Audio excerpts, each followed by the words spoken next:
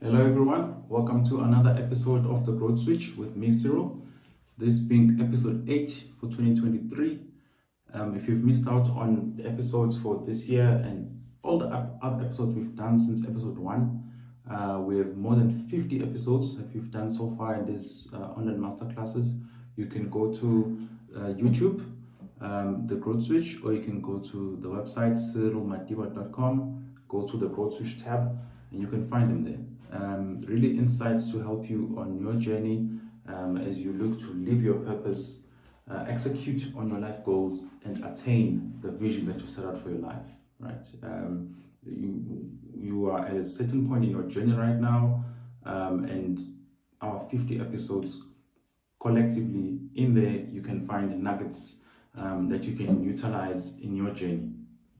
In this episode, we'll be chatting really about something that is very, very important.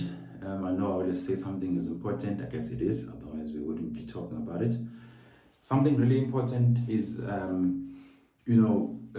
differentiating between what we consider as negotiables and non-negotiables in our lives. Let me break that down. So all of us have, values, that are true to who we are, right?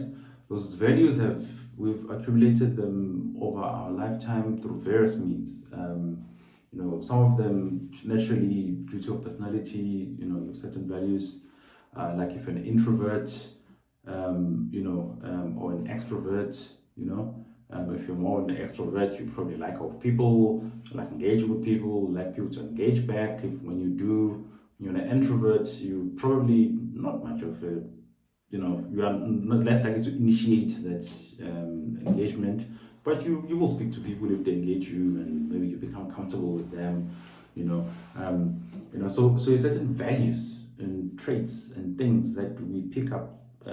Then our values are also informed by what we get taught by our parents, by our guardians.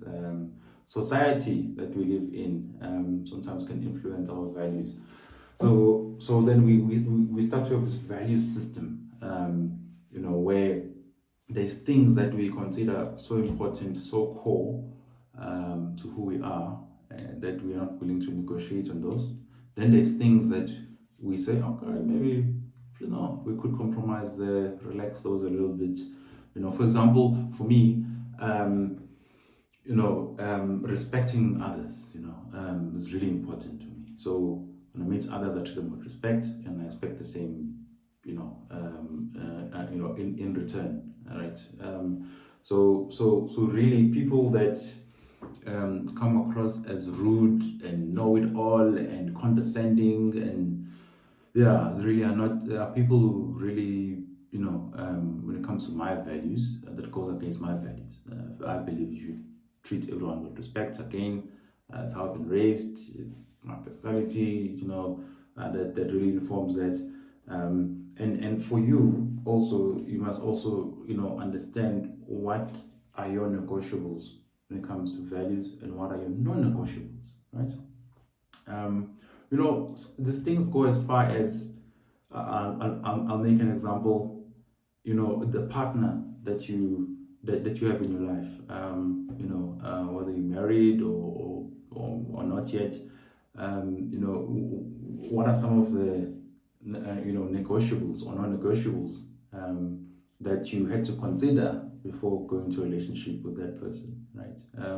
There's some people, for example, who will say, I would not, date someone who drinks alcohol. You know what I'm saying?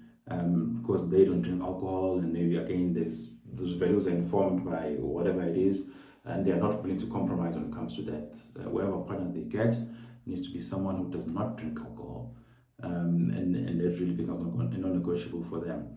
But then there's people who, that's not really non-negotiable. That's a negotiable thing. They can relax it. Maybe if they meet someone, that person does drink alcohol, but occasionally they're not like someone who's like a drunkard and every day is, and they're always drunk.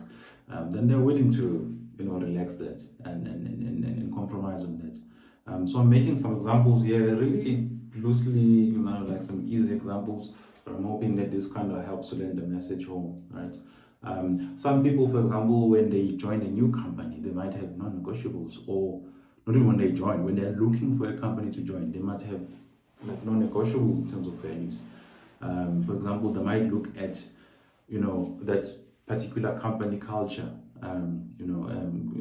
Someone may look for more of a flat company culture, a relaxed company culture, where even as a junior, I can go speak to a senior director about something, or a senior director can even come speak to me about something without going through my manager.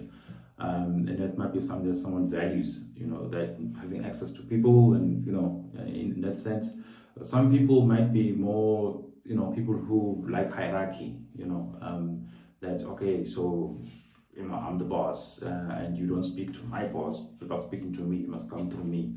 And that might be what they value, So really, it depends. This speaks to each one of us, and what each one of us, value individually, because my values won't be the same as yours, won't be the same as the next person. There might be maybe one or two that might be similar, but not everything, because all of us are different people, right?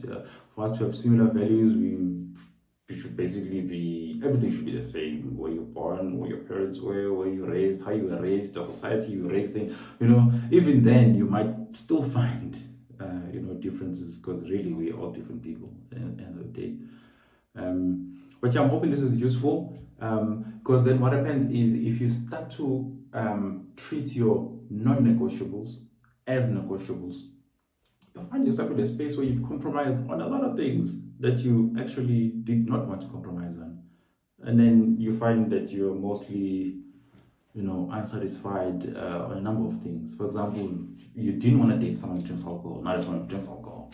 And each time they open up the bottle of, I don't know, wine or whiskey, whatever it is, for you it's always like, oh, there they go again. But there was a non-negotiable for you, and you treated it as a negotiable. Now here you are.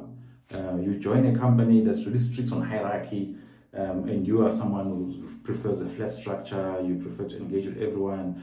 Then you get there and there's serious hierarchy. You can't chat to so without speaking to your boss, and then you become frustrated because you treated what was a non-negotiable as a negotiable.